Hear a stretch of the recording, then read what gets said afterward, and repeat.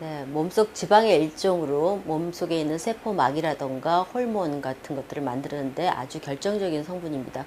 그래서 식사에서 오는 콜레스테롤에 의해서도 만들어지기도 하고, 나머지 콜레스테롤이 좀 모자라는 부분은 간에서 한 80% 정도 생성되는 것으로 만들어집니다.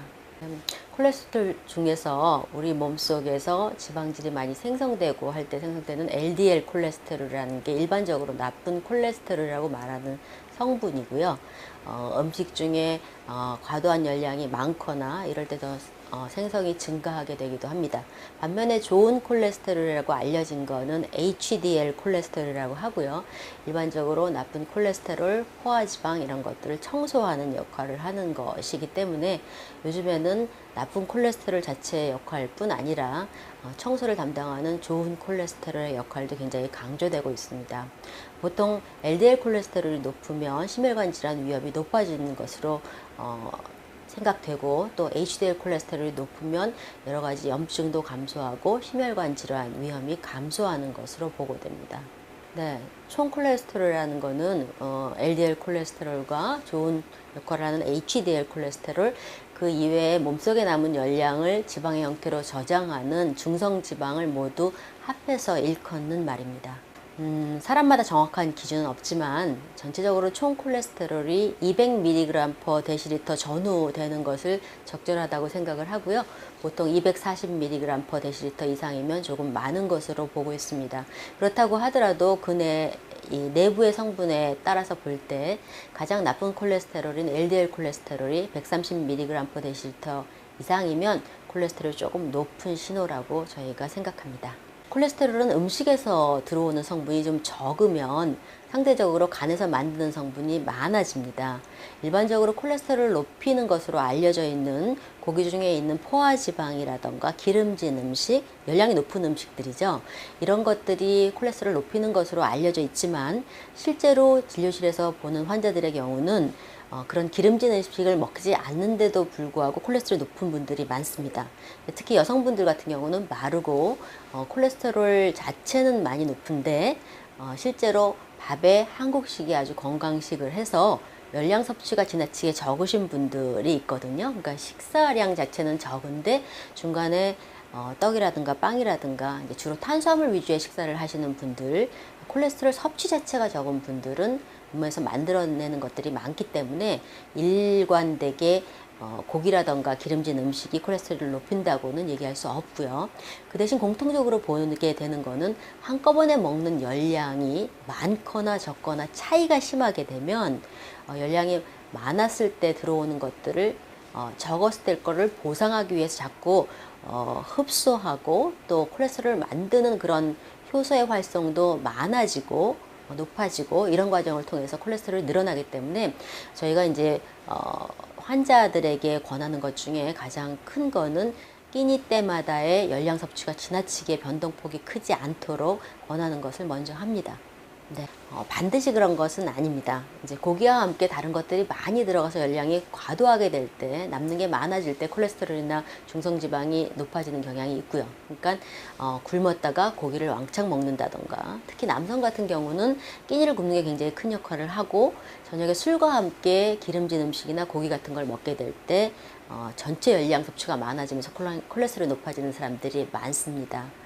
반면에 여자들은 고기를 별로 안 먹어서 콜레스테롤 섭취가 별로 많지 않아서 오히려 합성을 많이 늘리는 부분들이 있고, 그리고 식사를 별로 안 하다가 고기류나 뭐 기름진 음식으로 한꺼번에 먹는 여성분들, 폭식하시는 분들에 있어서 콜레스테롤이 높은 경향이 있습니다.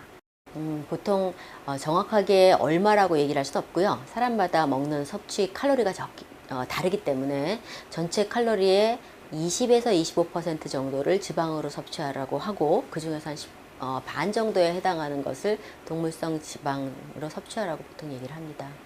중성지방이라고 하는 거는 몸에서 지방이라던가 남아도는 탄수화물 이런 것들을 저장하는 형태입니다. 그래서 몸속에 지방이 늘게 되면 당뇨의 위험도 높아지고요. 중성지방이 높게 된다는 건 결국 남는 게 많고 지방이 늘 수 있는 확률이 높아진다는 거니까 당뇨의 위험도 높아지고, 그리고 또 심혈관 질환 위험도 높아집니다. 혈관 중에 지질이 높아지게 되는 그런 현상 때문이죠. 그 밖에도 중성지방이 지나치게 높게 되면 췌장에 무리를 주면서 갑작스런 췌장염의 위험도 증가하게 됩니다. 그래서 사실은 중성지방은 혈관뿐 아니라 장기 모든 곳의 건강을 해치는 그런 성분이라고 할 수 있습니다. 일반적으로 LDL 콜레스테롤이 높은 경우에 심혈관 질환 위험이 높아진다고 보고 있습니다. 그래서 보통 저희가 전체 콜레스테롤 중에 LDL 콜레스테롤이 190mg/dL 이상 되면 무조건 약물 치료를 먼저 시작합니다.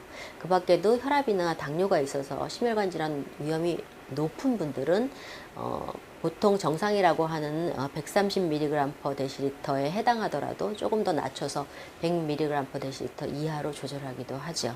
그래서 LDL 콜레스테롤이 굉장히 중요하고, 두 번째로는 중성지방 역시 심혈관 질환 위험을 높일 수 있기 때문에 보통 200에서 250 그 이상이 될 때는 저희가 조금 식사나 또 운동을 통해서 조절을 하게 되고, 400에서 500mg/dL 이상이면 약물 치료를 우선적으로 고려하게 됩니다.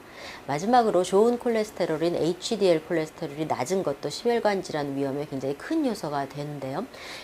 보통 약물을 통해서 조절하는 것보다는 HDL 콜레스테롤은 약물에 의해서 그닥 상승폭이 높지가 않아요. 그래서 저희가 운동을 시키는 것, 또 소량의 음주 하시도록, 과음을 하시지 않고 음주량을 줄일 수 있도록 또 말씀드리고, 마지막으로는 탄수화물 섭취가 지나치게 많고 고기류 섭취가 지나치게 적으면 이제 포화지방이 들어가야 좋은 콜레스테롤이 그런 것들을 청소하는 역할을 하기 때문에 음식 속에 어떤 지방과 단백질의 비율을 좀 적정하게 맞추어 드리는 것을 통해서 조절하고 있습니다.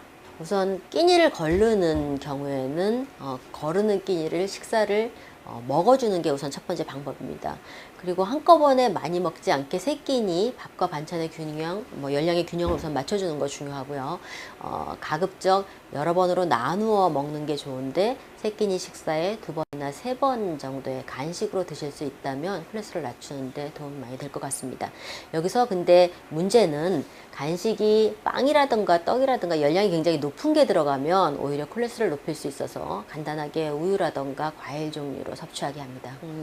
일반적으로 고기를 먹으면 콜레스테롤이 높다 그래서 완전히 고기를 없애버리는 경우가 있습니다. 근데 그렇게 되면 오히려 콜레스테롤이 상승하거나, 고기 이외에 이제 몸에 힘을 주는 성분들을 찾기 때문에, 고기가 사실 밥과 같이 먹는 식사잖아요. 그래서 밥을 많이 먹으면 뱃살이 는다든가, 고기를 많이 먹으면 뱃살을 는다든가 해서 이런 거를 정상적인 식사 주식을 없애고 간식이나 빵이나 이런 걸로 바꾸시는 경우가 있는데, 이게 오히려 더 콜레스테롤을 높일 수 있어서 주식을 좀 강화하고 간식을 약하게 가시는 게 중요하고요.